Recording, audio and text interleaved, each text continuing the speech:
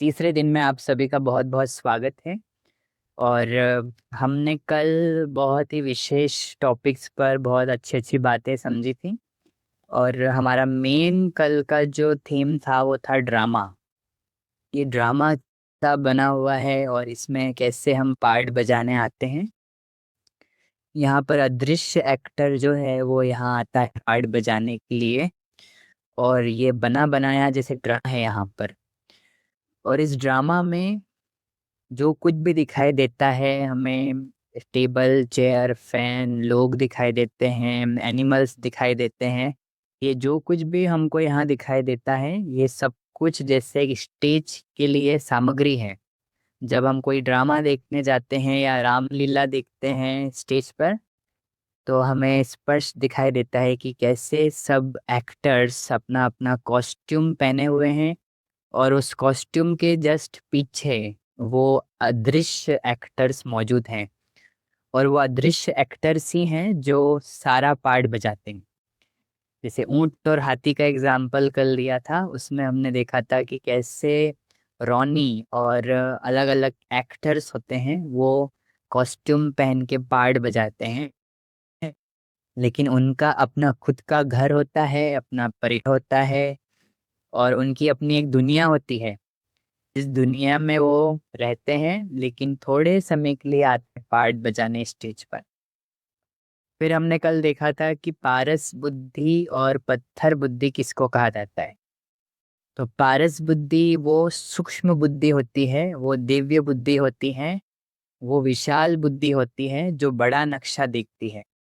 बड़े नक्शे से हमारा मतलब है कि हमें हमारा घर स्पष्ट दिखाई देता है, और साथ में हमारी ये जो नाटक की दुनिया है ये भी हमको स्पष्ट दिखाई देती है। ये भूलता नहीं है पार्ट बजाते हुए भी कि ये ड्रामा है, और एक्टर बिल्कुल अलग है जो अदृश्य एक्टर है, और जो दिखाई दे रहा है वो केवल एक पार्ट है। यहाँ तक कि हमने देखा था कि जो डॉग था उस स्टेज पर वो भी एक एक्टर, अदृश्य एक्टर मौजूद है उसके पीछे भी, वो भी एक पार्ट है ड्रामा में। तो और पत्थर बुद्धि उसके विपरीत। पत्थर बुद्धि से हम जब देखते हैं तो हमें ये नाटक नाटक की तरह नहीं दिखता है। ये जैसे बहुत ही एक पेचीदा और कंफ्यूजन वाली बुद्धि होती है, जहाँ पर हम देखते हैं कि ये जो कुछ भी दिख रहा है यही सत्य है, ये शरीर जो दिख रहे हैं यही रियल है। और एक्टर को तो बिल्कुल हम भूल जाते हैं, एक्टर दिखाई ही नहीं देता, जैसे मौजूद ही नहीं है। इतना पत्थर बुद्धि का प्रभाव होता है। तो ये जो पत्थर बुद्धि है, हमें लाइन क्रॉस करते हैं हम, जब अज्ञानता की रेखा पार करते हैं, जब हम बेसमझ बन जाते हैं, तो हमें ये ड्रामा दुख देना शुरू करता है, हम इससे दुख लेना शुरू करते हैं। ये ऐसे ही होता है जैसे कि एक मुर्गी की जो मानसिकता है वो निचली मानसिकता, लोअर कॉन्शियसनेस जिसको कहते हैं, वो निचली मानसिकता से जब हम देखते हैं इस दुनिया को, तो हमें ये दुनिया में परेशानियां, कंफ्यूजन्स, कंसर्न्स, कंपटीशन, कंपैरिजन, यही सब कुछ दिखाई देता है। स्पष्टता नहीं होती है। लेकिन जब हम चील के दृष्टिकोण से देखते हैं, एक चील जो आकाश में होता है वो कितना मौज में रहता है, और उसको स्पष्ट दिखाई देता है कि नीचे की दुनिया जो है वो एक टेम्पररी दुनिया है, वो एक पराई दुनिया दिखाई देती है बस। तो ये था हमारा कल दूसरे दिन का सत्र, और आज हम शुरू करेंगे हमारा तीसरा दिन। सो मैं रिक्वेस्ट करूंगा किरण दीदी जी को कि वो कैमरे में आएंगे और आज का सेशन शुरू करेंगे। ओम शांति। यू रितांशु भाई, और सभी का वेलकम है। Hello to everyone, good evening. और कल जो हमने ड्रामा के बारे में देखा और अभी रितांशु भाई ने वापस रिवाइज भी किया, तो होमवर्क जो दिया था होपफुली आपने उसको ट्राई किया होगा। जो बिल्कुल नए हैं उनको ये कॉन्सेप्ट पहले समझना बहुत ज़रूरी है। जब कॉन्सेप्ट हमें समझ में आता है, ज्ञान समझ में आता है, तो फिर प्रैक्टिस करना आसान होता है। और ये ऐसी प्रैक्टिस है कि कारण सत्य के ज्ञान के आधार पर है, तो इस प्रैक्टिस का बहुत जल्दी रिजल्ट मालूम होता है। और रिजल्ट ये है कि हमें बिना कारण हम खुश महसूस करने लगते हैं, खुशी महसूस होती है, हल्कापन महसूस होता है। ये जो रोल ने जो इतनी सारी बोझ जो लिए हैं सिर पर, वो उससे हम बिल्कुल खाली होने लगते हैं। तो हम आज का टॉपिक शुरू करने से पहले हम देखते हैं कि ये जो अब तक हमने जो देखा, इसको हमें प्रैक्टिस में कैसे लाना है। क्योंकि हमारा उद्देश्य है केवल ज्ञान जानना नहीं, बट इस ज्ञान के अनुभव में आना। तो इसे हम कैसे करेंगे, पिक्चर्स के साथ हम देखेंगे, और उसे देखते हुए जो मैं बोल रही हूँ उसका आप अनुभव करें। ये बिग मैप, कल जो हमने इसके बारे में देखा, ये बहुत अच्छा होगा, बहुत यूज़फुल होगा। अगर ये जो चित्र आप देख रहे हैं इसे आप खुद हाथ से बनाएं।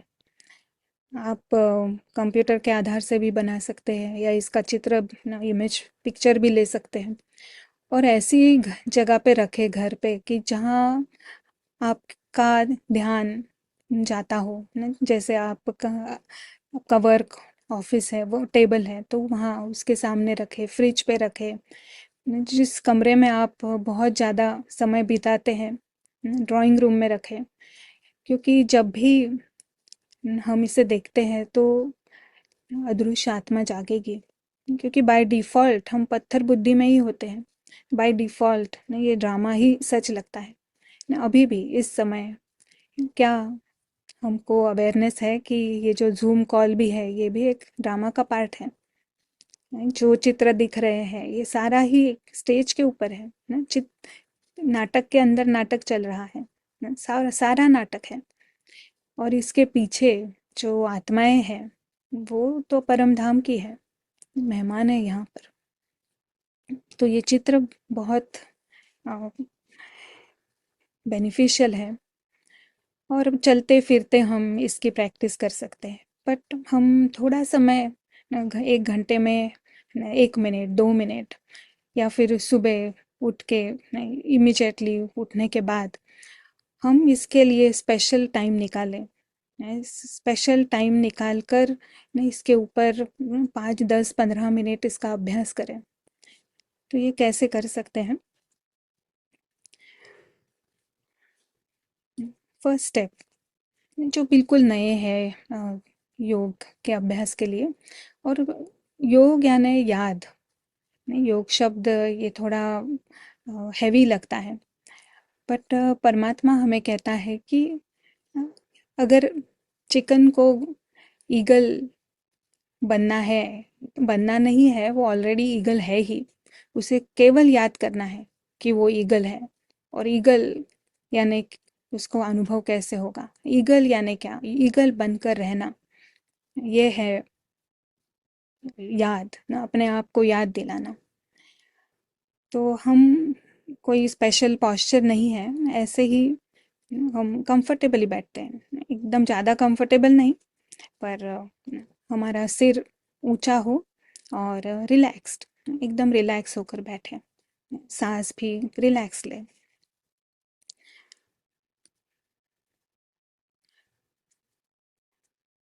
तो बाय डिफ़ॉल्ट हम शरीर के चेतना में होते हैं। तो हम अदृश्य आत्मा को जगाते हैं। अदृश्य आत्मा को जगाना यानी उसे बताना कि वो शरीर नहीं है, वो इस शरीर की मालिक है। इस शरीर के अंदर वो मेहमान है।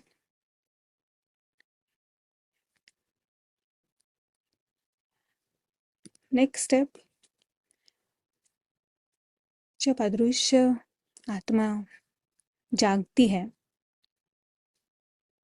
तो उसे मालूम है कि वो अदृश्य मेहमान है। पारस बुद्धि यानी सत्य ज्ञान उसे याद आता है और उस सत्य ज्ञान के अनुभव में वो आती है। सत्य ज्ञान यानी उसकी सत्य स्वरूप की याद। वो कौन है? अदृश्य मेहमान होश में है और वो अब अदृश्य प्रेक्षक है। अदृश्य मेहमान देख रहा है कि ये एक पराई दुनिया है। जो कुछ भी उसे नज़र आ रहा है सब कुछ इस पराई दुनिया का है। वो किसी भी चीज़ का मालिक नहीं, बिल्कुल स्वतंत्र है। उसे एग्जिट साफ दिखाई दे रहा है कि मेहमान है, आया है, उसे जाना है। शरीर भी उसका नहीं, ये व्यक्ति, वस्तु, वैभव जो कुछ भी नज़र आ रहा है, कंप्यूटर, फ़ोन, ग्लास, खिड़कियाँ, झाड़, घर, सारा इस पराई दुनिया का है, उसका कुछ भी नहीं है। पर वो इन सभी चीज़ों का ट्रस्टी है, यानी मेरापन नहीं है, पर सबको वो यूज़ करता है। उन्हें खोने का उसे कोई भी डर नहीं।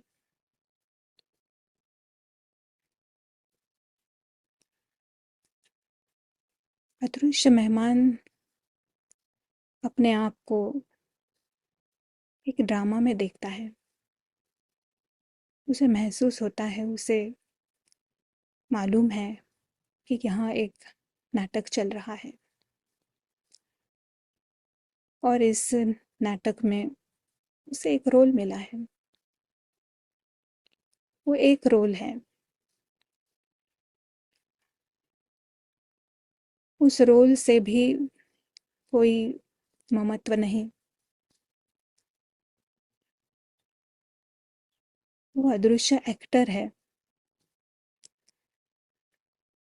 और बाकी जो भी नज़र आ रहे हैं सभी के पीछे अदृश्य एक्टर्स हैं। इस ड्रामा की अपनी स्क्रिप्ट है और स्क्रिप्ट अनुसार ड्रामा चलता है। तो कहानी के ऊपर कोई भी प्रश्न नहीं, कहानी के सीन्स का उसके ऊपर कोई प्रभाव नहीं। कल जो हुआ वो भी कहानी थी और आज अब इस समय जो हो रहा है कहानी है। वो रोल नहीं है, रोल से भिन्न अदृश्य एक्टर है। अदृश्य मेहमान अदृश्य एक्टर है।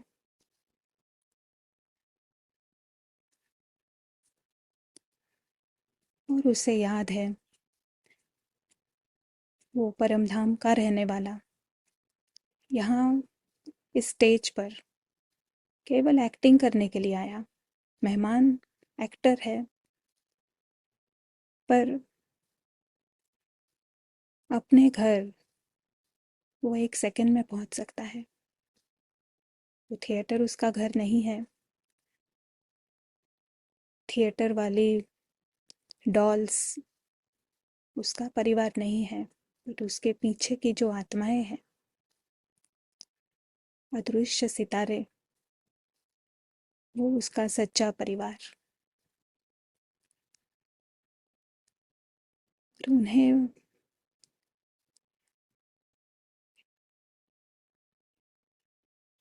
सभी को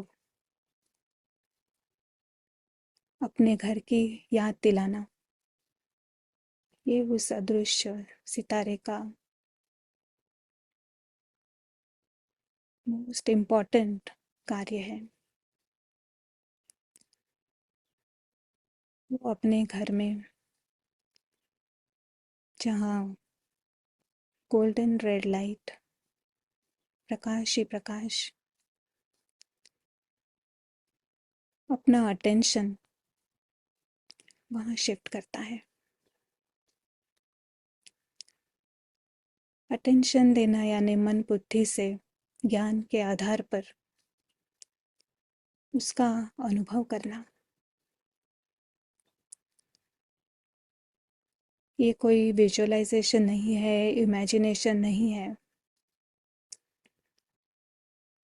क्योंकि ये सब कुछ इनविजिबल है, सूक्ष्म है। इसका केवल अनुभव करना है। मन की आँख से गोल्डन रेड लाइट चारों ओर फैली हुई है, उसे देखें।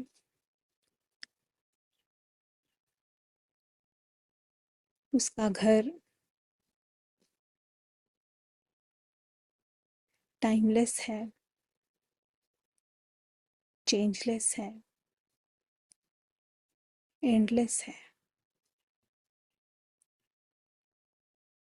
अनादि है, अविनाशी है।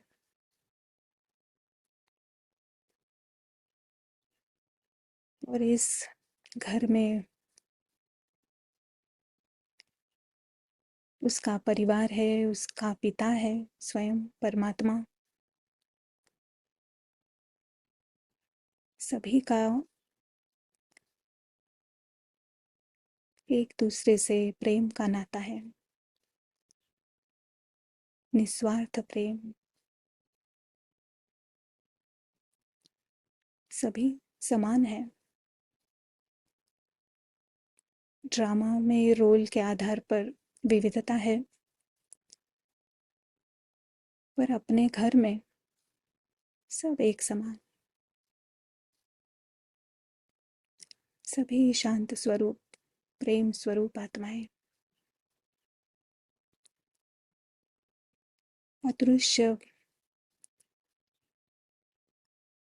राजकुमार संपन्न है, संपूर्ण है,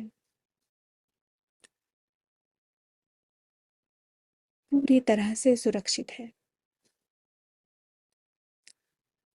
वो जानता है वो अविनाशी है।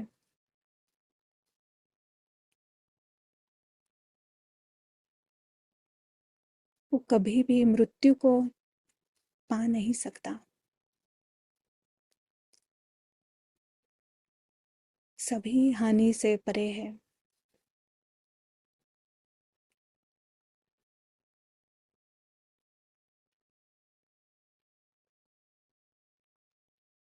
जो चैतन्य है वो सब इस घर में है, और वो सभी इनोसेंट है। नाटक में कोई चैतन्यता नहीं, वहां सारा स्थूल है। और ये जो चैतन्य सितारे हैं,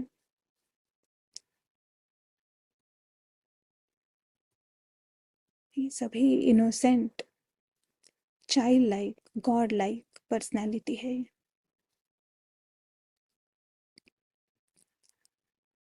सभी अच्छे हैं, सब कुछ परफेक्ट है। ड्रामा किसी को भी कोई भी हानि पहुंचा नहीं सकता। सभी हमेशा के लिए सेफ है। भले ही ड्रामा में सीन है मरने का, मारने का, परंतु वास्तविकता है कि सभी हमेशा सेफ रहते हैं। तो कोई डर नहीं, कोई कंपटीशन नहीं, कोई क्रोध नहीं, कोई कंपैरिजन नहीं। ये दुनिया ही है, प्रेम की दुनिया, सुख की दुनिया, संतुष्टता की दुनिया।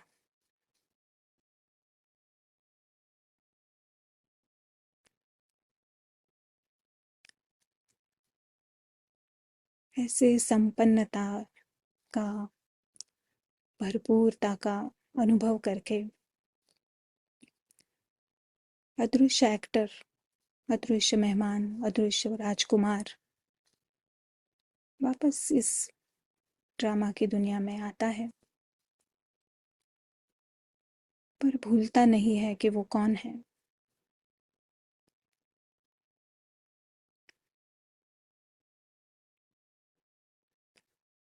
उसे उसका कर्तव्य पता है कि सभी लकी है और सभी अदृश्य भाइयों को ये गुड न्यूज़ देनी है कि वो सब हमेशा के लिए सेफ है, सब कुछ अच्छा है, शुभ है, सब कल्याणकारी है।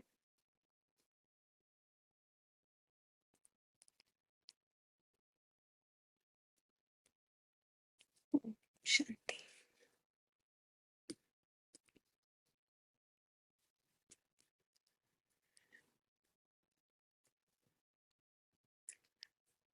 Thank you.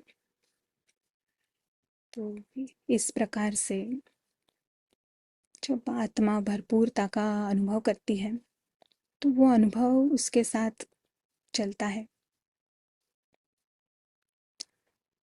और जितना समय हम ये अभ्यास किया, जिस प्रकार अभी किया, तो हम हमारी पारस बुद्धि को स्ट्रॉन्ग कर रहे हैं। हम पारस बुद्धि को स्ट्रॉन्ग करना यानी उसको उपयोग में लाना। जैसे अगर शरीर का कोई पार्ट कमज़ोर हो गया है तो एक्सरसाइज कराते हैं ना, फिजियोथेरेपी वगैरह, कोई योगा करेंगे, कोई कुछ करेंगे कि वहाँ पे ताकत आ जाए ना, कि उसको यूज़ करना पड़ता है। तो वैसे ही पारस बुद्धि हम सभी के पास है।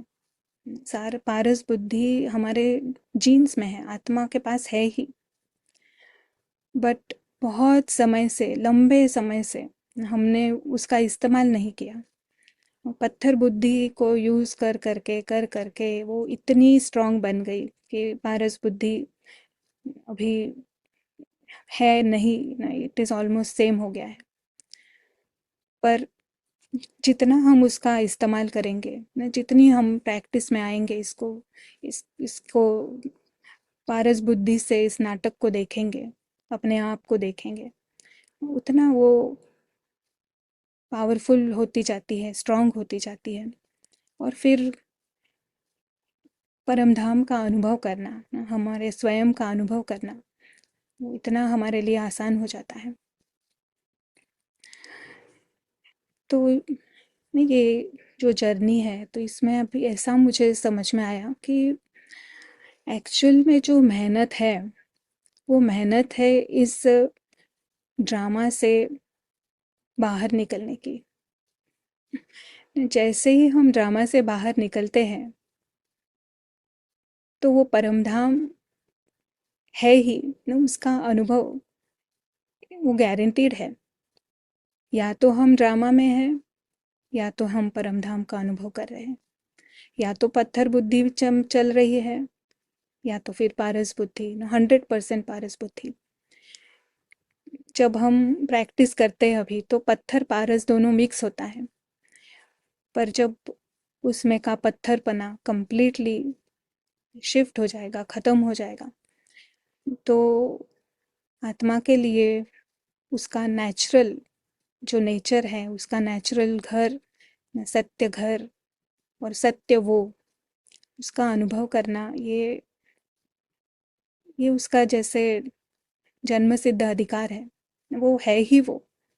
जैसे ईगल के लिए उड़ना, ये उसके लिए नेचुरल है, वैसे ही आत्मा को भरपूरता का अनुभव करना,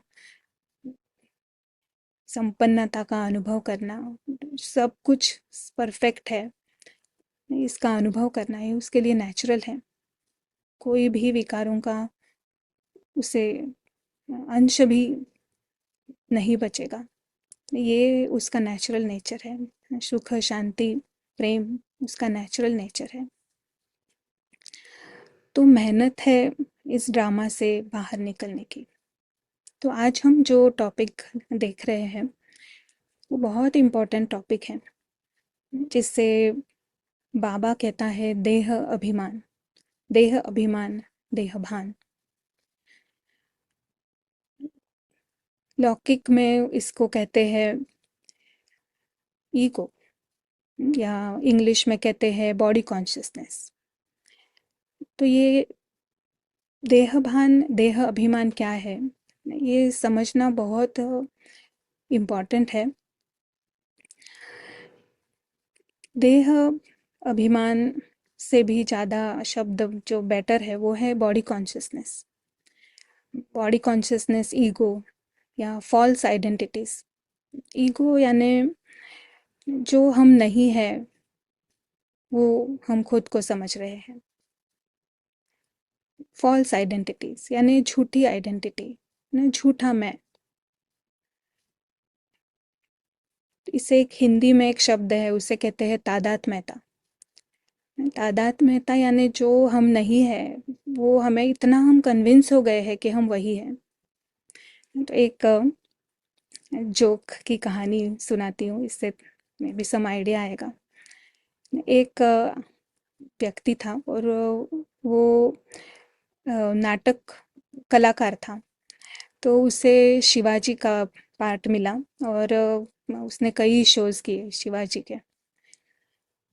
उसको तो लगने लगा कि मैं तो राजा हूँ। तो एक बार वो बस में गया, बस में चढ़ा और उसको कहीं उसके घर जाना था बस में। तो कंडक्टर ने बोला कि टिकट। तो वो बोला मैं तो शिवाजी हूँ, ये तो बस भी मेरी है, मैं यहाँ का राजा हूँ। तो कंडक्टर ने बोला ओ ओके। फिर बीच में ही बस को रोका और कहा कि अभी ये सिंहगढ़ आ गया है, तो यार तो आप यहाँ ही उतर जाइए। नहीं, जोक की बात है। पर कई बार हमने देखा है कि ऐसे उदाहरण है कि कोई पार्ट प्ले करते हैं और उनको लगने लगता है कि हम वही बन गए हैं। तो ये इस आत्मा के साथ कैसे लागू है ये आपने गैस तो कर ही लिया होगा। पर ये इतना सूक्ष्म है कि सिर्फ मैं शरीर हूँ ये समझना, ये देह अभिमान को या देह भान को, ईगो को समझना पर्याप्त नहीं है। ये बहुत एक गहरा जाल की तरह है, इतना सूक्ष्म भी है, इतना अ, अ, व्यक्त रूप में भी नजर आता है। इसके बहुत सारे फ्लेवर्स हैं। तो अभी एक उदाहरण हम यहाँ पे देखेंगे। नहीं, इससे बहुत क्लियरली पता चलेगा कि कितने लेवल तक और किस प्रकार से हम ईगोस, फॉल्स आइडेंटिटीज क्रिएट करते हैं। आप में से कोई गार्डनिंग पसंद करता है? आजकल कोविड के बाद बहुत सारे लोग गार्डनिंग करते हैं। तो एक व्यक्ति, हम्म, उसने एक नर्सरी में से बहुत अच्छा पौधा लाया। छोटा सा पौधा था वो। तो उस छोटे से पौधे को उसने बहुत बड़े देखभाल करके बहुत मेहनत से उसको बड़ा बनाया, और वो एकदम ऐसा साधारण पौधा नहीं था, वो बहुत ही कुछ स्पेशल क्वालिटी थी। और उसने इतना उसका ध्यान रखा तो वो बहुत अच्छा बढ़ा भी। तो जो भी आता उसके घर पे वो प्रशंसा करता, अरे वाह क्या कितना सुंदर है, आपने ये जो प्लांट लगाया है और आपने केयर भी बहुत अच्छी की है। तो उसे लगने लगा धीरे धीरे कि ये मेरा है प्लांट। तो इसको उसने मेरा कहा, मेरा।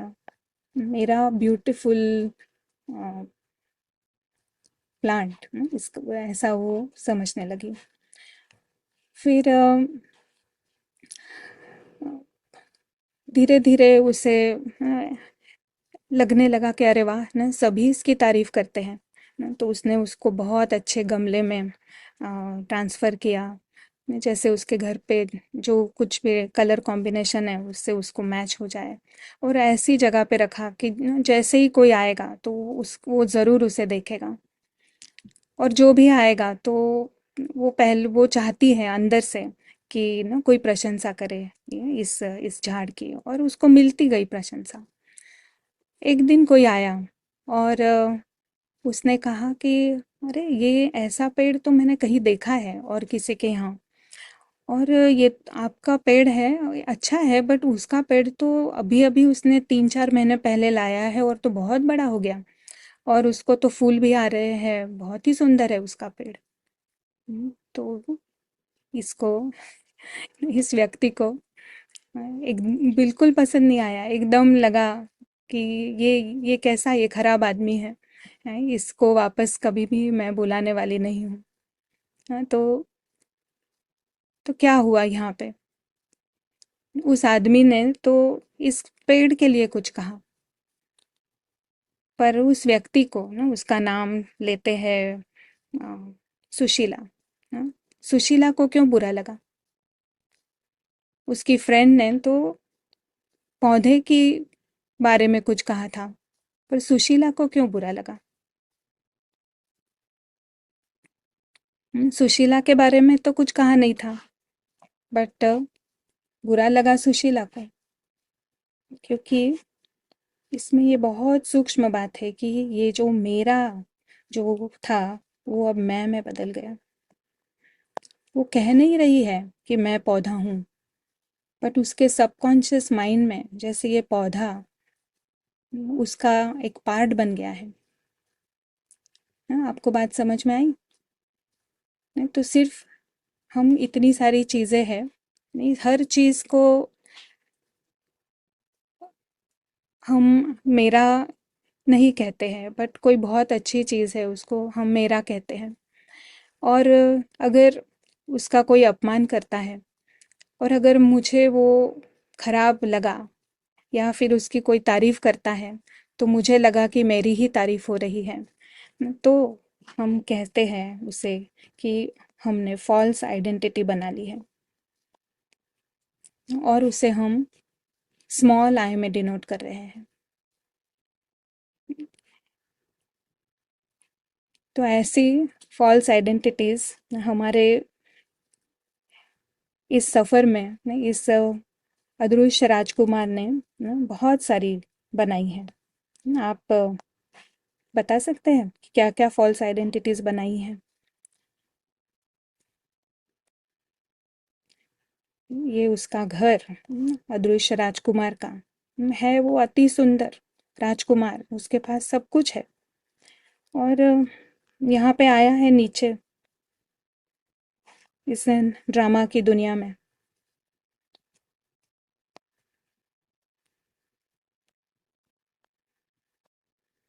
बहुत खुश है ऊपर, नीचे भी आया है बड़ा खुशी खुशी आया, उसको उसका शरीर मिला, और जब आया तब वो उसको मालूम था कि वो एक मेहमान है, यहाँ पे केवल सफ़र करने आया है। तो बहुत संतुष्ट था, शांति में जी रहा था। पर समय बीतता गया और उसने वो लाइन क्रॉस कर दी। जब लाइन क्रॉस कर देते हैं, जब आत्मा लाइन क्रॉस करती है, यानी वो भूल जाती है कि मैं मेहमान हूँ। जब कोई भूल जाता है मैं मेहमान हूँ, तो उसकी पहली पहली साइन है, क्या साइन है? कोई भूल जाता है कि मैं मेहमान हूँ, तो क्या निशानी है पहली साइन, पहली सबसे पहले? आंसर्स आ रहे हैं, अटैचमेंट, क्या मैं शरीर हूँ, प्राइड, मैं और मेरा, कंफ्यूजन, देह भान। Right, yes. सबसे पहला वो इम्प्रेस्ड हो जाती है। सबसे फर्स्ट बात होती है इम्प्रेस्ड होना। इम्प्रेस्ड होने के बाद उसे लगता है कि ये मुझे चाहिए। फिर चाहिए लगता है, फिर वो उसे पाने के लिए कुछ करता है, फिर वो उसको मेरा बना देता है। और फिर वो मेरा बनाने के बाद वो कब सबकॉन्शियस माइंड में मैं बन जाता है, ये उसको भी पता नहीं पड़ता है। ये जब ये मेरा जब मैं कन्वर्ट हो जाता है, तब हम उसे कहते हैं फॉल्स आइडेंटिटीज। तो आप गिनाएंगे फॉल्स आइडेंटिटीज कौन सी बातें हैं जिसका अगर कोई कोई तारीफ करते हैं तो हम बहुत खुश होते हैं, अगर किसी ने हम उसका अपमान किया, उसके बारे में थोड़ा ठीक नहीं कहा, तो चोट आ जाती है। तो क्या क्या है, कौन सी चीजें हैं ऐसी? आंसर सारे हैं, ड्रेसेस, माय सन, मेरा घर, मेरे रिलेशंस, मेरी कार, मेरे बच्चे, पोजीशन, तन मन धन, मैं सुंदर हूँ, स्त्री हूँ, पुरुष हूँ, माय रूम, होम, सभी साधन, all the false identities, my idea, jewellery, phone, परिवार, मैं बीके हूँ।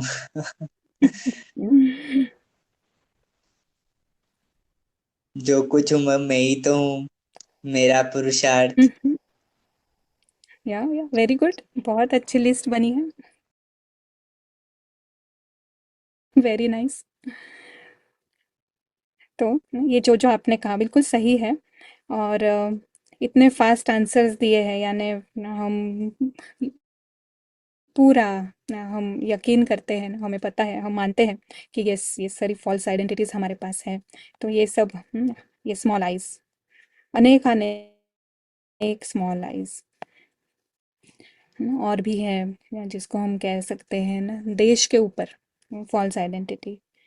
मेरा भारत महान। अगर भारत में होंगे तो भारत के बारे में बुराइयां भी करेंगे। पर अगर जब फॉरेन में जाते हैं और अगर उसने गलती से सुन लिया कि कुछ भारत के बारे में कहा किसी ने कि वहाँ तो तुम गंदगी है, ताजमहल के बारे में कुछ कह दिया, तो एकदम अच्छा नहीं लगेगा। लगेगा ये लोग समझते क्या है अपने आप को, ना कल्चर पता है हमारे भारत का, कल्चर कितना महान, कितने ग्रेट।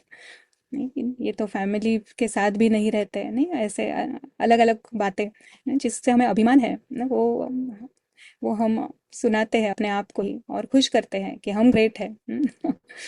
इनको पता नहीं है ये कौन है। फिर रिलीजन, भले ही हम फॉलो भी नहीं कर रहे हैं, पर अगर रिलीजन के अगेंस्ट किसी ने कुछ एक शब्द भी बोला, तो टॉलरेट नहीं कर सकते हैं।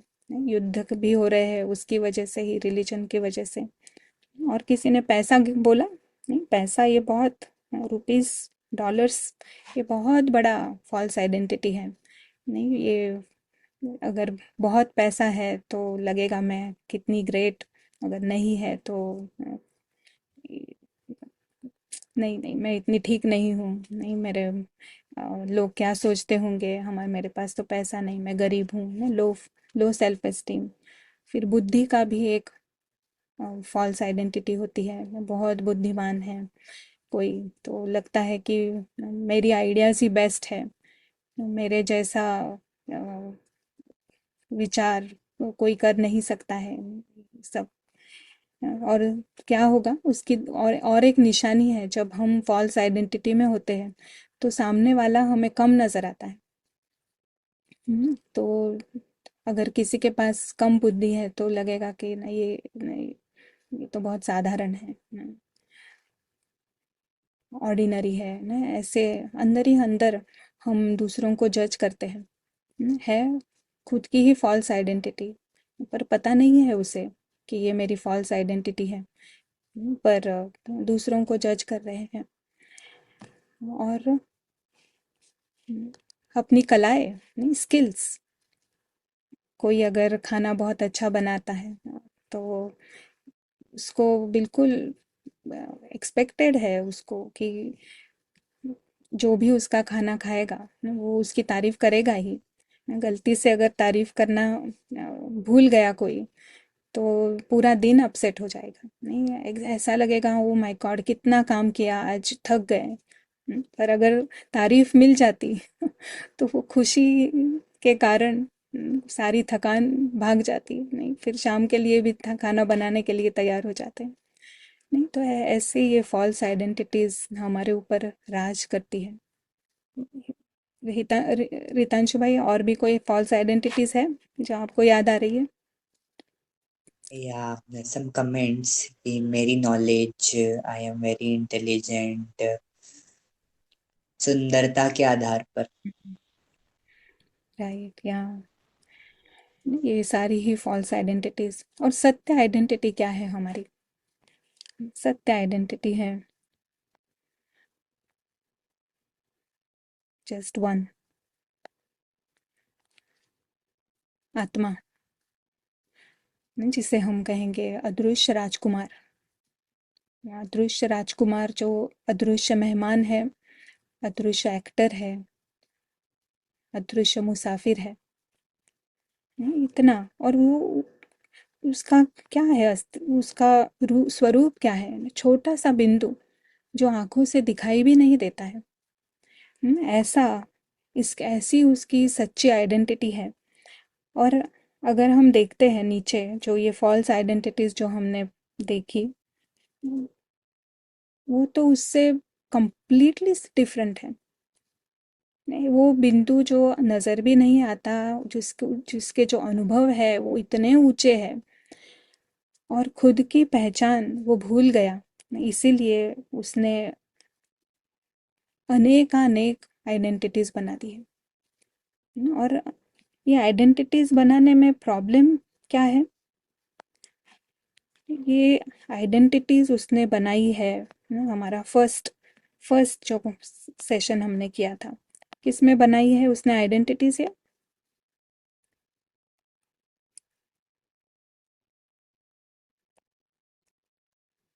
व्हाट विल यू से? ये ऐसे बॉक्स में जहाँ पे सब कुछ टेम्पररी है।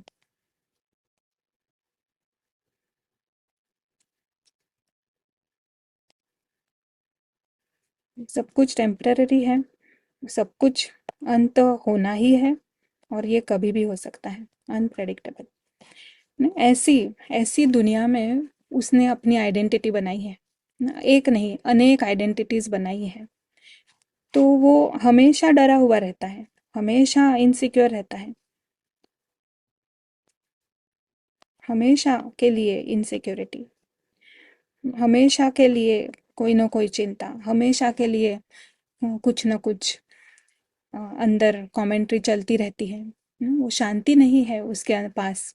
जितनी फॉल्स आइडेंटिटीज ज़्यादा, उतनी आत्मा अशांत, उतनी आत्मा भटकती है।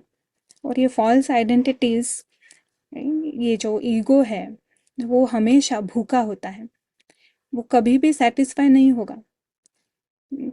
पैसे का भी अगर ले तो शुरुआत में पैसे कमाना शुरू करते हैं तो थोड़ा पैसा आता है, फिर लगता है नहीं, इनफ नहीं होगा, और और चाहिए, और चाहिए। एक मान शान, वो भी हमने शायद किसी ने कहा नहीं, क्या कहा भी होगा, बट मान शान, नहीं, मान शान चाहिए, चाहिए न, और आगे, और चाहिए, और ऊंची पोजीशन चाहिए, और बड़ा घर चाहिए, और ज़्यादा नंबर ऑफ घर भी चाहिए ना। अभी आजकल ट्रैवलिंग का भी हो गया है ना, उसके ऊपर भी फॉल्स आइडेंटिटीज़, हम कितने कंट्रीज़ में हम घूम चुके हैं, कितने कहाँ कहाँ की चीज़ें हमारे घर पर है ना, उस पे भी आइडेंटिटीज़। हम जहाँ देखो, जो जो कुछ भी हम सोचे, उस पे आइडेंटिटी हमने बना ली है, क्योंकि आत्मा खाली है। रीज़न इतनी सारी फॉल्स आइडेंटिटी बनाई है, उसका कारण है कि आत्मा खाली है, और उस खालीपन को भरने के लिए वो इतनी सारी आइडेंटिटीज एक के बाद एक बनाती ही जा रही है। और हर आइडेंटिटी के जो रिजल्ट्स हैं वो, एक सेकेंड,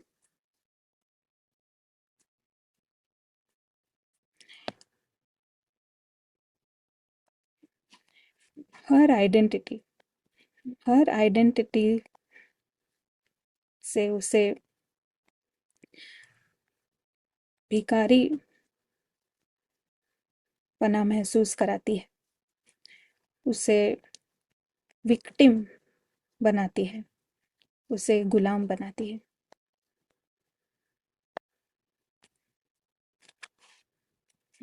हर आइडेंटिटी भिखारी यानी चाहिए चाहिए, बताएगा नहीं वो कि मुझे ये चाहिए वो चाहिए ना, मन में ना, जैसे वो पौधे का हमने उदाहरण लिया ना, वो कोई भी आए तो अंदर से आवाज आ रही है कि प्रशंसा चाहिए, उस खुद की भी नहीं, पर वो पौधे की प्रशंसा अंदर से ना, भिखारीपना जागता है कि पौधे की प्रशंसा हो।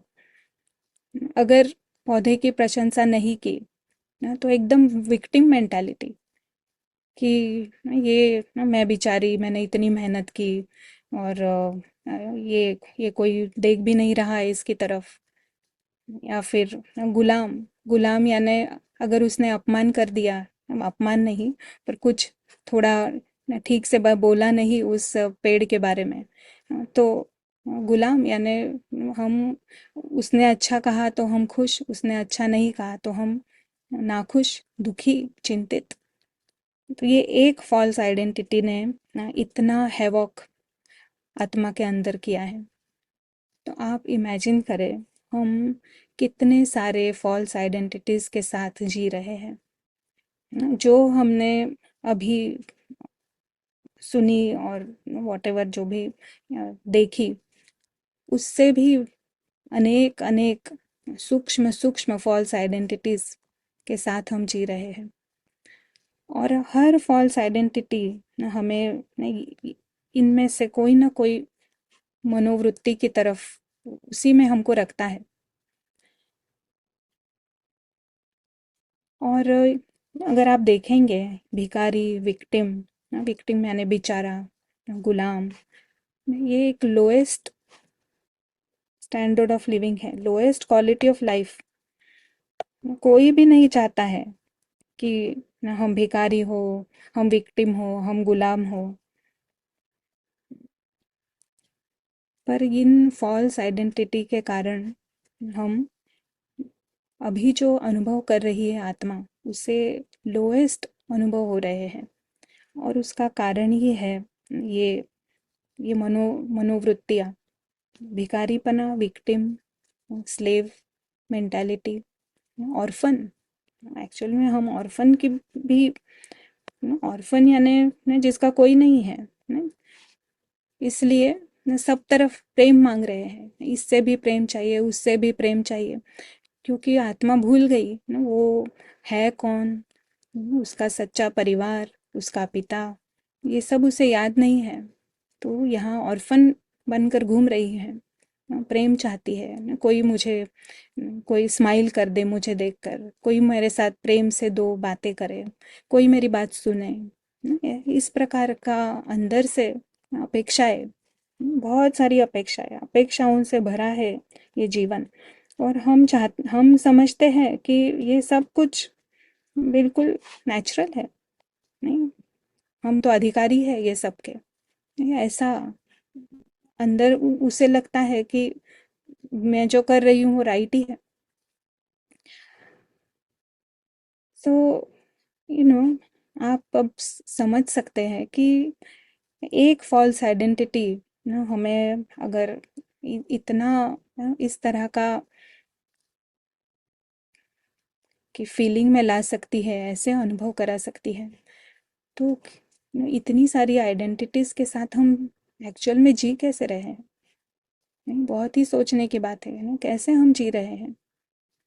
अगर हम हमारे मन की सेल्फी लेंगे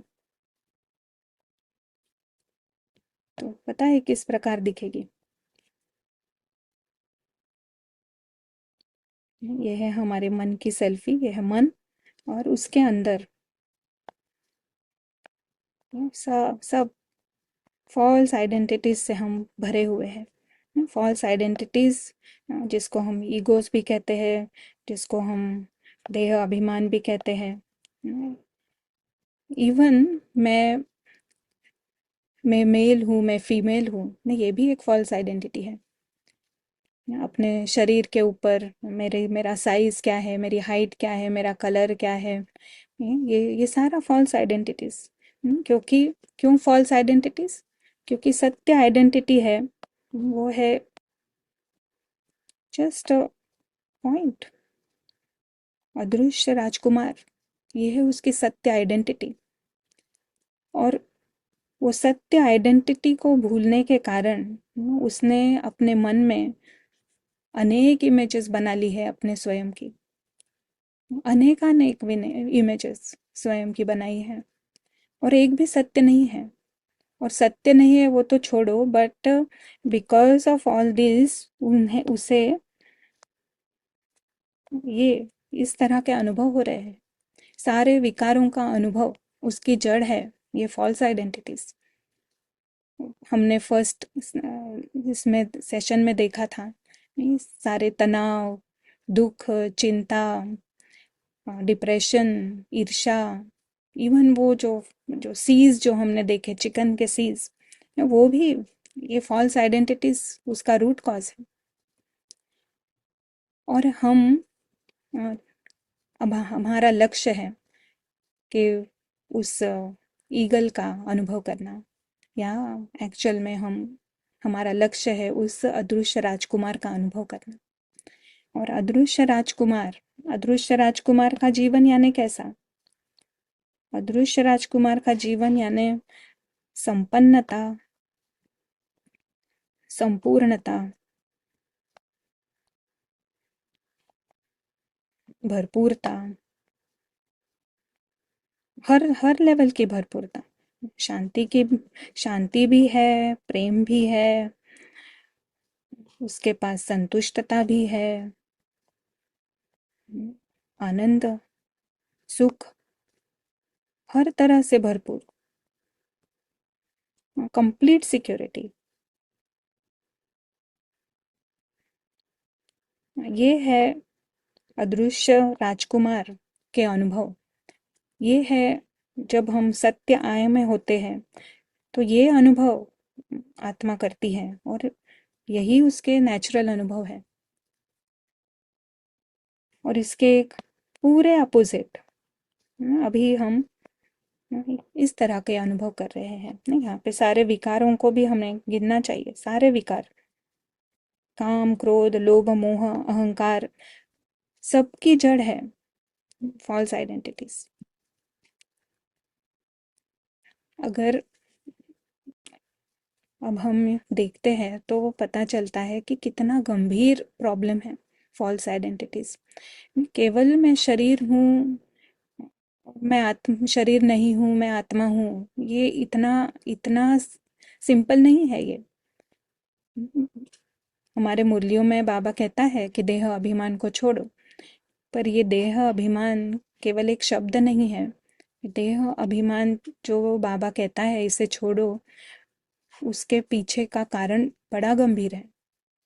क्योंकि ये देह अभिमान में आत्मा जैसे ऐसी फंसी है, ऐसा जाल है कि उसको उसको मालूम भी नहीं पड़ रहा है कि ये देह अभिमान है। क्योंकि क्यों नहीं मालूम पड़ रहा है? क्योंकि जो कोई है उसके आसपास, सभी उसे उसी नज़र से देख रहे हैं ना। कोई सुंदर है तो उसको बार बार जो भी देखेगा वो कहेगा, अरे वाह, आज तो कितने सुंदर दिख रही है, कपड़े कितने अच्छे हैं, आपकी गाड़ी कितनी अच्छी है, आपका घर तो बहुत ही वंडरफुल है। आप खाना कितना अच्छा बनाते हैं। या फिर अगर आपका स्टेटस ठीक नहीं है, पैसा नहीं है, तो आपकी तरफ कोई देखेगा भी नहीं। आप किसी को हेलो कहेंगे, वो आपको रिटर्न में जवाब भी नहीं देगा। तो पूरी ये जो इस समय कलयुग की जो दुनिया है, वो इस फॉल्स आइडेंटिटी को पूरा पोषण कर रही है। और क्योंकि पता नहीं है किसी को कि हम अदृश्य राजकुमार हैं। कहाँ राजकुमार और कहाँ ये रोल में फंसकर हम भिखारी, विक्टिम और गुलाम अनुभव कर रहे हैं। तो बाबा आया है और वो हमें कह रहा है कि आप अदृश्य राजकुमार हैं। आप यहाँ के नहीं हैं, ये पराई दुनिया है। और जो कुछ ये जो कहानी में हो रहा है, आपको लग रहा है कि ये सत्य है।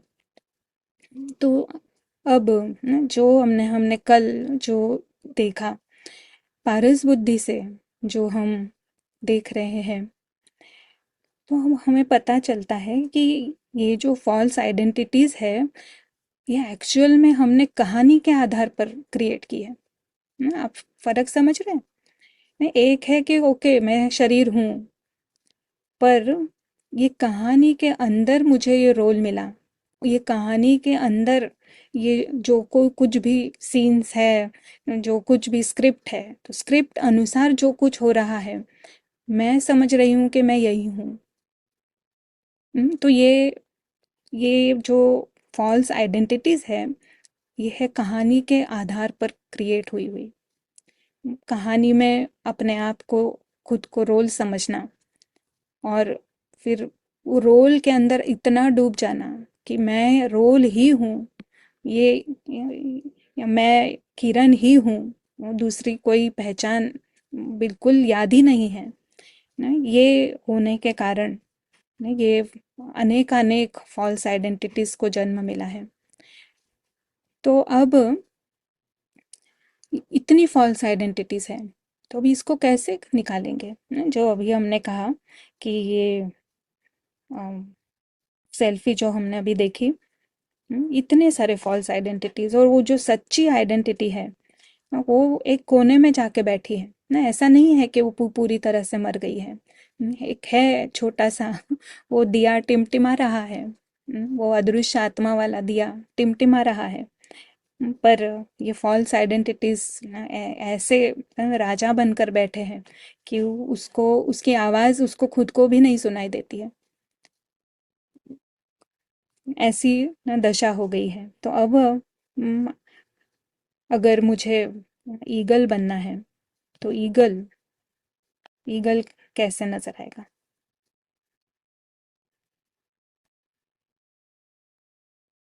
सॉरी, ईगल किस प्रकार नजर आएगा? कौन बता सकता है ईगल किस प्रकार नजर आएगा?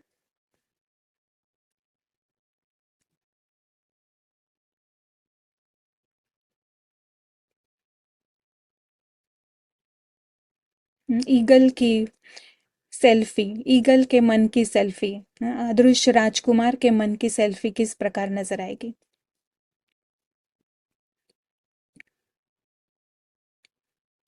आंसर्स आ रहे हैं zero, small I and real I.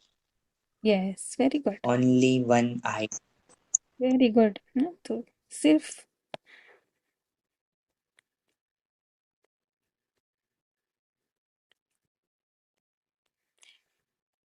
Only one I, just one dot. कितना सुंदर है मन। ये गुलामी की अनुभव करने वाला, भिखारी का अनुभव करने वाला, विक्टिम का अनुभव करने वाला, ऑल फॉल्स आइडेंटिटीज वाला मन कैसा, और ये सुंदर राजकुमार का मन कैसा। तो हमारा पुरुषार्थ है यहाँ तक पहुँचना।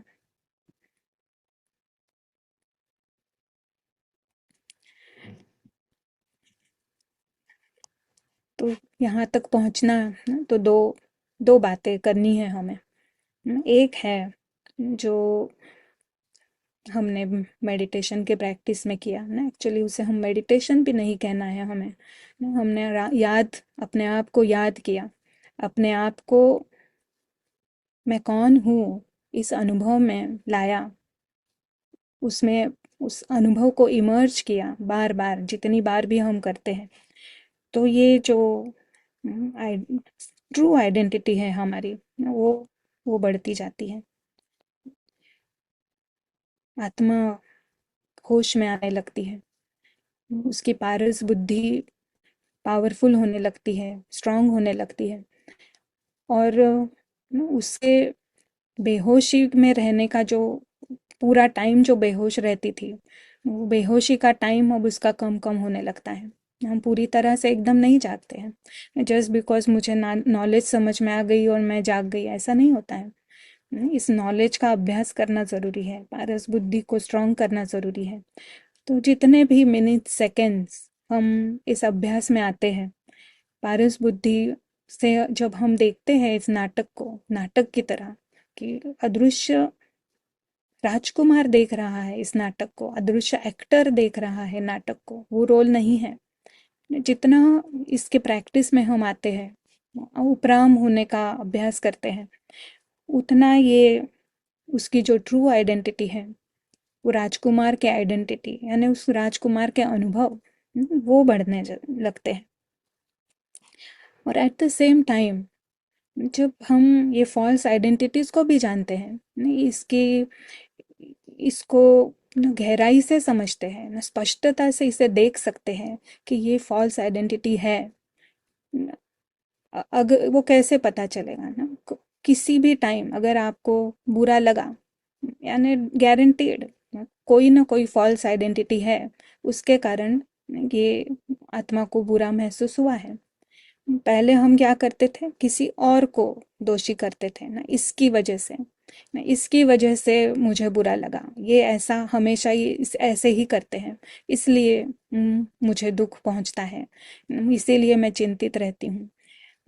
पर अब हमने समझा है कि ये आत्मा की रिस्पॉन्सिबिलिटी है, आत्मा ने फॉल्स आइडेंटिटीज क्रिएट की है, और उस फॉल्स आइडेंटिटी के कारण उसे जो भी अनुभव हो रहा है जो वो चाहती नहीं है,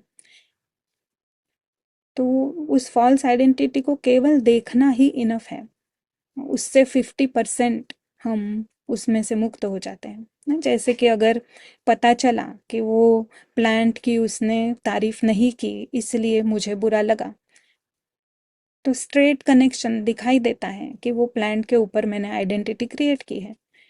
फिर समझ में आ जाता है ये तो क्या पागलपन है। पेड़ के ऊपर कोई आइडेंटिटी क्रिएट करता है? जब पारस बुद्धि के से हम ये परख लेते हैं ना, जिसे हम कहते हैं परखने की शक्ति, डिसर्नमेंट शक्ति, जब हम उसे देख लेते हैं तो next time we will know ना, ये तो पेड़ है। हम रेडी हो जाते हैं कि पेड़ को पेड़ की तरह ट्रीट करेंगे। ट्रस्टी होकर जीना यानी क्या ना, अगर किसी ने कहा ओके ना आपका पेड़ इतना ठीक नहीं बढ़ रहा है, तो एक है अपसेट हो गए, दूसरा है अगर मैं ट्रस्टी हूँ, यहाँ इसमें कुछ मेरापन नहीं है, तो मैं पूछूंगी भाई अच्छा आपको पता है क्या कैसे इसको और ठीक किया जा सकता है। अगर वो आपको बता भी देता है, वो अगर आप कर सकते हैं, if it is not a very difficult thing, तो आप करें। अगर आप नहीं कर सकते हैं तो ठीक है, पेड़ है वो ना, उसके पीछे पूरी जान लगाना ना, it is not a wise thing. ये कहानी की दुनिया है। नहीं, आप निर्णय करना आपको आने लगता है ना, छोटी छोटी बातों से जो हम अपसेट होते हैं, हम सेंसिटिव हो जाते हैं, हम एकदम डेलिकेट डार्लिंग की तरह जीते हैं, ये सब से हम बाहर आ जाते हैं, क्योंकि समझ में आ गया है ये तो फॉल्स आइडेंटिटी, ये तो मैं हूँ ही नहीं, मैं तो अदृश्य राजकुमार, मैं यहाँ से केवल गुजर रही हूँ। गलती से कंफ्यूजन में मुझे लग रहा है कि ये मेरा है, और अब मैंने उसका एक्सटेंशन करके जैसे मेरा पार्ट ही बना लिया है। ये हम बुद्धि से जानते हैं। जब तक पता नहीं चलता है कि ये नाटक है, तब तक हमें चीज़ें पर्सनल लगती है, कि पर्सनली हम ले लेते हैं, अगर मैं समझती हूँ मैं तो किरण हूँ और ये मेरे बच्चे हैं, तो फिर कैसे हम बुरा नहीं मानेंगे? बुरा तो लगेगा ही, कोई उनकी उनके अगेंस्ट कोई बोलता है तो, या वो कुछ ठीक नहीं कर रहे हैं उनकी लाइफ में तो। बट पारस बुद्धि से जब मैं समझती हूँ कि ये तो नाटक है, ना तो मैं किरण हूँ ना तो वो मेरे बच्चे हैं, हम सभी परम धाम के हैं। नहीं, कितना बड़ा, it is such a big discovery है आत्मा के लिए। एकदम जाग गई वो आत्मा, जैसे ये नाटक में है तो जैसे बुरा सपना चल रहा है उसका, ये भी प्रॉब्लम वो भी प्रॉब्लम, ये ऐसा वो वैसा, यहाँ वॉर हो रहा है वहाँ ये कमी है वो कमी है, और एकदम जाग गई वो। सपने में से जाग गई और उसको पता चला, रे this has nothing to do with me, मैं तो अदृश्य राजकुमार यहाँ से केवल गुजर रही हूँ। नहीं, आप फर्क समझ रहे हैं? एकदम अंधेरे में, कंफ्यूजन में लग रहा है ये सब मेरा मेरा है, ये मैं हूँ, बहुत इम्पोर्टेंट हो गई है ये स्टोरी की दुनिया। और जैसे ही पारस बुद्धि एक्टिवेट हो जाती है, अदृश्य आत्मा राजकुमार जाग जाता है, उसे पता चलता है तो फॉरेन दुनिया है, कुछ भी सच नहीं है यहाँ पे। नहीं, ना तो मैं ये शरीर हूँ, ना तो मैं ये किरण हूँ, ना तो ये कुछ मेरा है, सब कुछ कहानी का हिस्सा है। तो ये ज्ञान जब हम अनुभव में लाते हैं, हाँ, तो ये बहुत सारी फॉल्स आइडेंटिटीज हमारी ऐसे ही निकल जाती है। सिर्फ उनको देखना है कि ये जो मैंने माना ये कुछ सत्य नहीं है। हम्म, तो ये पारस बुद्धि का एक्चुअल में कमाल है। पारस बुद्धि और प्रैक्टिस और अटेंशन, जो लक्ष्य, जिस लक्ष्य के लिए हम हम अभी है, जो हम जिस जर्नी पर है, अगर मेरा लक्ष्य है कि मुझे उस ईगल की उड़ान भरनी है, मुझे उस राजकुमार का अनुभव करना है, तो मेरा लक्ष्य अगर वो है, तो ये फॉल्स आइडेंटिटीज बहुत फास्ट नज़र आएगी और उसे छोड़ने में हमें ज़रा भी तकलीफ नहीं होगी। बहुत इजीली हम छोड़ेंगे, हंसते हंसते छोड़ेंगे, क्योंकि समझ में आ गया है कि ये तो कन्फ्यूजन था। न, आप करके देखना कभी भी, अगर आपको किसी ने कुछ कहा और कुछ भी कोई भी परिस्थिति आई, बुरा लगा, सिर्फ देख ले आप कि क्यों बुरा लगा था। जैसे ही देखेंगे ना, वो बुरा जो लगा था, वो बुरा जो सैडनेस है वो खत्म होके लाइटनेस आ जाता है। क्योंकि मुझे कारण समझ में आ गया, और वो मेरे हाथ में ही है, बुरा लगना या उसमें से छूट जाना। तो इसीलिए बाबा कहता है कि ये देह अभिमान जो है ना, इससे छोड़ने में बड़ी मेहनत लगती है। क्योंकि इतना सीधा सीधा जितना दिखता है इतना सीधा नहीं है। नहीं, पारस बुद्धि से इसे देखना ज़रूरी है। और अगर हम बहुत फास्ट अप्रोच अगर हम लेना चाहते हैं, तो फास्ट अप्रोच है कि ये जो फॉल्स आइडेंटिटीज का जो रूट है ना, मेन जो रूट है, कोई बता सकता है ये सब फॉल्स आइडेंटिटीज का मेन रूट क्या है? मेन रूट, सारी फॉल्स आइडेंटिटी कौन से इसके ऊपर हम्म, खड़ी है? अटैचमेंट, आंसर सारे अज्ञान, बॉडी कॉन्शियसनेस, आई, देह भान, देह अभिमान, इनसिक्योरिटी। यहाँ सबसे very good answers, right answer. सबसे इसका मूल फाउंडेशन है ये रोल, ये किरण। मैं किरण, जब मैं इस फॉल्स आइडेंटिटी में इतनी पक्की हो गई हूँ, तो इस किरण के कनेक्शन में जो कुछ भी आता है, उसके कारण हम फॉल्स आइडेंटिटीज बनाते हैं ना। अगर इस रोल को ही हम ख़त्म कर देते हैं ना, अगर रोल ही नहीं, मैं शरीर नहीं, वो तो राइट है, बट मैं ये रोल ही नहीं हूँ, किरण नहीं हूँ, अदृश्य राजकुमार हूँ। जितना जैसे कि ये है उस रूट पे ही वार करना, नहीं उसको रूट मूल से ही हटाना। तो जब हम मूल से हटाते हैं, अगर उसकी प्रैक्टिस में जब हम रहेंगे, तो ये जो फॉल्स आइडेंटिटीज़ है, वो बहुत अ, आसानी से, इवन ऑटोमेटिकली भी बहुत सारी ख़त्म हो सकती है। तो एक ऐसी प्रश्न भी है, बट एक बात मुझे आज की मुरली से आपने भी अ, गौर किया होगा। एक बात मुझे मुरली से आपके साथ शेयर करनी है, तो क्योंकि जब हम देखते हैं ना, बाबा भी यही हमें कह रहा है, तो कॉन्फिडेंस आ जाता है।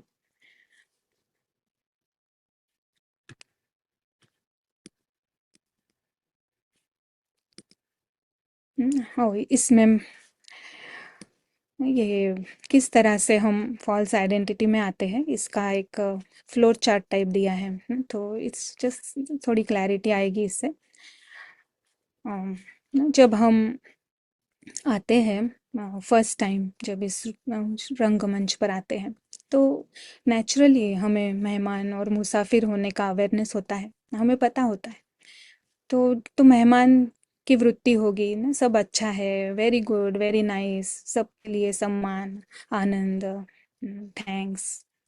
पर जैसे ही हम वो लाइन क्रॉस करते हैं, तो वो जैसे कहा कि इम्प्रेस्ड हो जाते हैं। सबसे पहली बात होती है कि इम्प्रेस हो जाना, ना शरीर, खुद के शरीर पे इम्प्रेस होना, दूसरे के शरीर के इम्प्रेस होना, पैसे, महल में इम्प्रेस हो जाना। तो तो वो क्या होता है, मुझे अच्छा लगता है ना, ये यहाँ पे क्यों कहा है कि क्योंकि एक है कि ऑलरेडी हमने फॉल्स आइडेंटिटीज बनाई है, बट हम नई भी बनाते हैं, ऐसे नहीं कि वो रुकती है, नई नई भी बनाते रहते हैं। तो ना इससे हम पता कर सकते हैं कि क्या मैं कोई नई फॉल्स आइडेंटिटी तो बना नहीं रही हूँ। तो उसकी निशानी क्या होगी, मुझे अच्छा लगता है, फिर उसके बाद मुझे बहुत अच्छा लगता है, फिर वो मुझे चाहिए, फिर लगेगा कि मेरे लिए तो बहुत ज़रूरी है, फिर मैं उसके बिना रह नहीं सकता। तो जैसे ही वो मुझे चाहिए या मुझे अच्छा लगता है ना, ये फीलिंग आती है, तो जो शांति गुम हो जाती है, जो आत्मा की जो नेचुरल शांति का जो नेचर है, क्योंकि वो फिर भागने लगता है। फॉल्स आइडेंटिटी क्योंकि भूखी होती है, तो तो शांति गुम कर देता है ना, और फिर ज़रूरी है, रह नहीं सकता, यानी अटैचमेंट हो गई। पर जो वो फॉल्स आइडेंटिटी कब बनती है, जब उसकी तारीफ की तो मुझे बहुत खुशी महसूस हुई। और अगर उसका उसको कोई निंदा करता है, उसकी क्रिटिसाइज करता है ना, तो मुझे अगर अपमान महसूस होता है, तो समझ लेना है कि यहाँ पे फॉल्स आइडेंटिटी बन गई है। हम्म, तो पहले से ही हम सजग रहे कि नई फॉल्स आइडेंटिटी नहीं बनानी है। तो वो एक थर्ड पॉइंट भी है उसमें, राजकुमार का अनुभव करना है, तो जो फॉल्स आइडेंटिटीज है उन्हें निकालना है, हमारे राजकुमार होने के अनुभव में रहना है ज़्यादा से ज़्यादा, और नई कोई फॉल्स आइडेंटिटीज नहीं बनानी है। तो आज की मुरली में बाबा ने कहा न, देह अभिमान बहुत है। क्या ना, अब समझ में आया ना हमें, देह अभिमान यानी सारी फॉल्स आइडेंटिटीज, देह के आधार पर बनाए हुए मैं, गलत पहचान अपनी स्वयं की, रोल के आधार पर गलत पहचान। तो देह अभिमान जब मिटे, तब योग में रह सकते हैं, फिर कर्मातीत अवस्था हो ना, ये हमारा लक्ष्य है। तो फॉल्स आइडेंटिटीज जब खत्म होंगी, तब हम योग में रह सकते हैं, यानी तब हम आत्मा हूँ ये अनुभव कर सकते हैं। और बाबा ने कहा कि बाद में पिछाड़ी में कोई चीज़ याद नहीं आनी चाहिए। फिर बाद में लेटर ऑन मुरली में बाबा ने कहा, कई बच्चे अपने को मियाँ मिट्ठू समझते हैं, परंतु बाबा कहते हैं बहुत मेहनत है, माया बहुत विघ्न डालती है। मियाँ मिट्ठू समझना यानी खुद समझना कि बस ना, अभी हमको तो हो गए, हम नहीं, हम तो पहुंच गए ना ऑलरेडी, हम ईगल हो ही गए हैं ऑलरेडी। हम बहुत अच्छा हमारा पुरुषार्थ हो रहा है ना, हम एकदम पवित्र बन गए हैं ना। बाबा उससे कहता है मियाँ मिट्ठू। पर जब हम सच्ची मेहनत करना शुरू करते हैं ना, तब पता चलता है कि ये बड़ी मंजिल है। पर ये ऐसी मंजिल नहीं है कि जहाँ हम थकान महसूस करेंगे। जब जब भी हम फॉल्स आइडेंटिटी को पकड़ते हैं तो अंदर से खुशी होती है ना बहुत। You will feel so happy कि अरे वाह, ये एक दुश्मन को पकड़ लिया और दुश्मन को मार डाला। ऐसे it is a feeling of victory. और ऑफ कोर्स जब हम अदृश्य राजकुमार का अनुभव करते हैं ना, तब तो वंडरलैंड का अनुभव होता है। तो भले ही मंजिल ऊंची है, बट ये जो जर्नी है ना, ये बड़ी बहुत ही वंडरफुल है, बहुत सुखदाई है, बहुत संतुष्ट करने वाली है, बहुत उमंग उत्साह लाने वाली है। तो नहीं, ऐसा ऐसा सुंदर ये मार्ग है। और एक मुरली से पॉइंट शेयर करना है मुझे। ये है 18 दिसंबर 1991 की मुरली। तो भगवान के सामने समर्पण ना, ये हम कहते आए हैं, गाते आए हैं, पर बाबा क्या कहता है? बाबा कह रहा है सर्व समर्पण उसको कहा जाता है जिसके संकल्प में भी बॉडी कॉन्शियस ना हो, देह अभिमान ना हो। हाँ, संकल्प में भी नहीं हो तो अपने देह का भान भी अर्पण करना है। मैं फलानी हूँ, यह संकल्प भी अर्पण हो। जो कहा कि मैं किरण हूँ, मैं माँ हूँ, मैं टीचर हूँ, मैं एनीथिंग अदर देन अदृश्य राजकुमार हूँ, अदृश्य मेहमान हूँ, आत्मा हूँ, परमात्मा की संतान हूँ। ये जो सत्य, जो संकल्प है, उसके अतिरिक्त हम कुछ भी अपने आप को समझ रहे हैं, तो बाबा कहता है वो भी अर्पण करो। उसको कहते हैं सर्व समर्पण। सर्व गुणों से संपन्न, सर्व गुणों से संपन्न को ही संपूर्ण कहा जाता है। तो हमारा लक्ष्य है ना संपूर्ण बनना, यानी संपूर्णता जो आत्मा का अनुभव है, उस अनुभव में जाना। ये हमारा लक्ष्य है।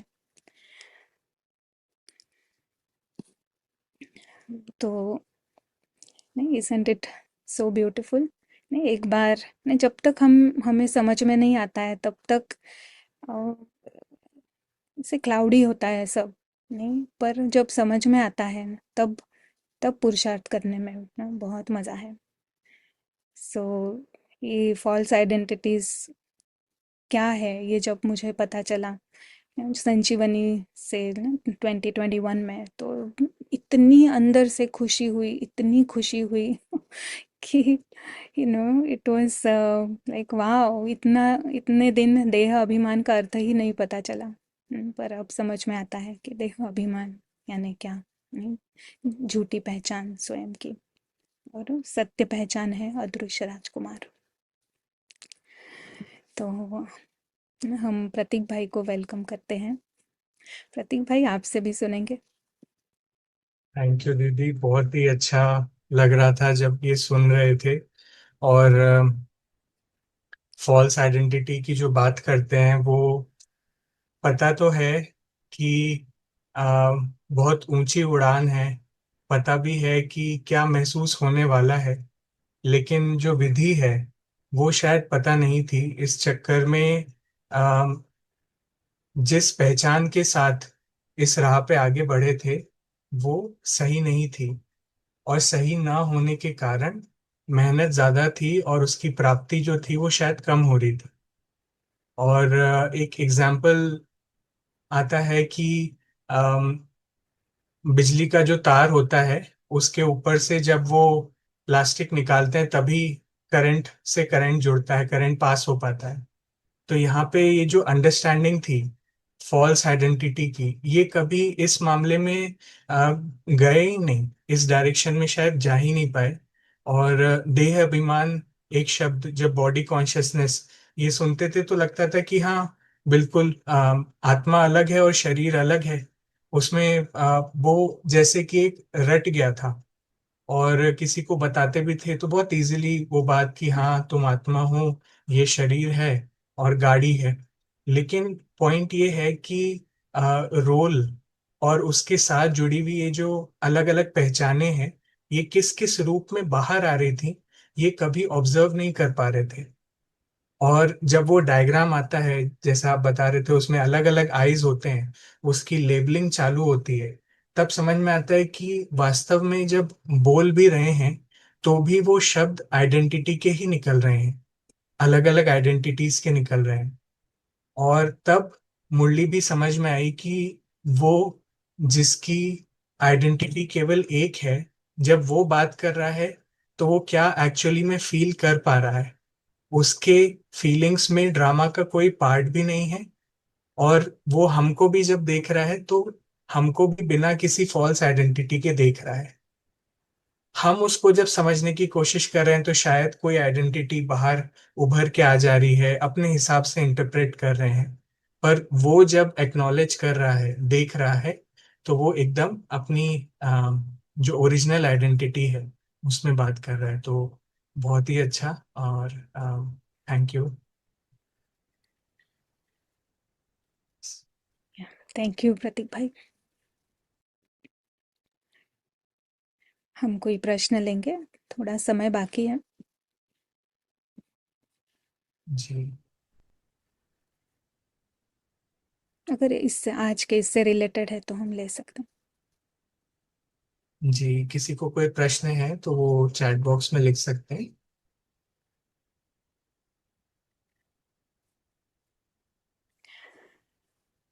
हैं। नहीं। अच्छा, वेरी गुड। सो अभी आज का सेशन हम यहाँ ख़त्म करेंगे। पर एक एक दो प्रश्न है दीदी, अभी आ रहे हैं, लेना है। अच्छा, श्योर। तो ना, एक प्रश्न है कि कभी कभार फॉल्स आइडेंटिटी गिल्ट बाहर ले आती है, तो इससे डील कैसे करें गिल्ट। एक तरह से अगर हम देखा है ना, तो ये गिल्ट भी एक फॉल्स आइडेंटिटी है। गिल्ट में आना भी एक फॉल्स आइडेंटिटी है ना। इस तरह से भी हम देख सकते हैं।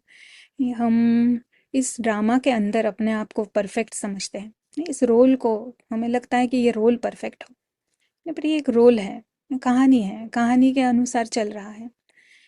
जब हम इस रोल को महत्व देना ख़त्म कर देते हैं, जो कुछ हुआ कहानी में हुआ, अगर कहानी में हुआ तो फॉरगेट इट, ख़त्म। अगर इस प्रकार से हम देखेंगे तो गिल्ट ख़त्म हो जाएगी। बस मेन अब है कि इसके बाद मुझे जागते रहना है। अब मुझे कोई फॉल्स आइडेंटिटी नहीं क्रिएट करनी है। जो हो गया वो हो गया। Now is the time to just remove it. Guilt में नहीं जाना है, क्योंकि गिल्ट भी एक एक विकार है। वो हमको उड़ने नहीं देता है। It's not required. नहीं, भक्ति में हम सुनते हैं पश्चाताप वगैरह करना। बाबा कहता है पश्चाताप में एक सेकंड भी आप वेस्ट नहीं करो, केवल देखो क्या है देह अभिमान, फॉल्स आइडेंटिटी, और बस उड़ो वहां से। या बिल्कुल, वेरी वेरी राइट। और एक प्रश्न है कि how to overcome false identity permanently. यहाँ ना, जैसे कहा ना, तीन तीन प्रकार से हम कर सकते हैं। पहली बात है कि वो फॉल्स आइडेंटिटी को देख पाना। जब देखते हैं तो मोस्ट 50% तो वो वहाँ ही उसकी ताकत ही ख़त्म होती है ना, क्योंकि जो शत्रु होता है, अगर शत्रु हमें दिखाई नहीं देता है तो वो हमें हमारे ऊपर कभी भी वार कर सकता है और बुरी तरह घायल कर सकता है। बट एक बार अगर हम शत्रु को देख लिया हमने, तो फिर वो छुपा नहीं है अब। फिर सेकंड है कि उसको बढ़ाना नहीं है, उसे पोषण नहीं देना है। अगर कोई तारीफ भी करता है तो उसे स्वीकार नहीं करना है। उसी समय पारस बुद्धि एक्टिवेट हो गई, और न, स्वयं को ही हम कहें मैं तो ये किरण ही नहीं हूँ ना, तो ये कुछ मेरा है, ये कह रहे हैं, इट्स ओके ना, take it as just some sentence कि नाटक में कुछ डायलॉग चल रहा है, उसका हमारे ऊपर कोई भी असर नहीं, ना तो हम सुख ले रहे हैं ना तो हम दुख ले रहे हैं। तो जब हम इस प्रकार रहते हैं तो फिर वो फॉल्स आइडेंटिटी बढ़ती नहीं है। और जितना हम परमधाम का अनुभव करेंगे और अदृश्य राजकुमार का अनुभव करेंगे कि मुझे कुछ भी नहीं चाहिए, मैं संपूर्ण हूँ, संपन्न हूँ, जो कुछ चाहिए वो ऑलरेडी मेरे पास है। जब हम ऐसे भरपूरता का अनुभव करते हैं तो फिर ये जो भिखारी वृत्ति, मुझे चाहिए, कोई मैं बिचारी हूँ, कोई कोई मेरे ऊपर रूल कर रहा है, ये सब गुलामी, ये सब में से हम बाहर आ जाते हैं। तो ये हर तरह से जितनी डिफ़िकल्ट फॉल्स आइडेंटिटी है उतना आपको ज़्यादा काम करना पड़ेगा। बट ईज़ी है फॉल्स आइडेंटिटी तो वो तो ऐसे ही चली जाती है। ये ऐसे अनुभव से है। बिल्कुल, 100%। जीवन में पैसा तो चाहिए, लेकिन पैसे से फॉल्स आइडेंटिटी ना बन जाए, तो उसके लिए हम क्या करेंगे?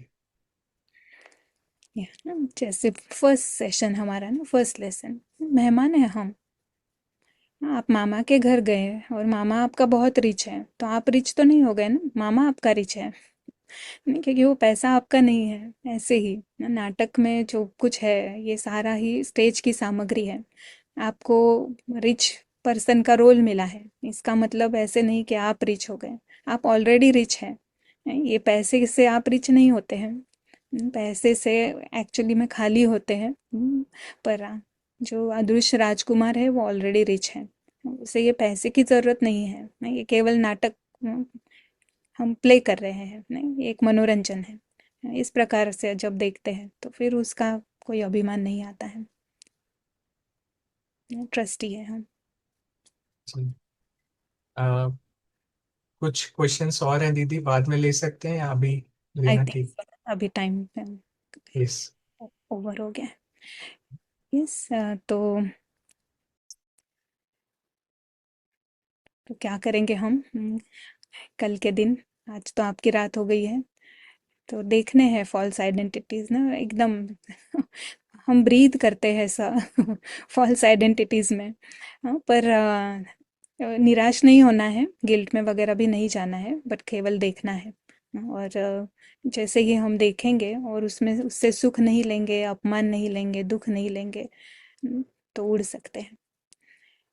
तो बस आप नोट डाउन करें क्या क्या फॉल्स आइडेंटिटीज है, और फिर वापस हम कल मिलेंगे, इसको कंटिन्यू करेंगे फॉल्स आइडेंटिटीज से और भी क्या क्या होता है।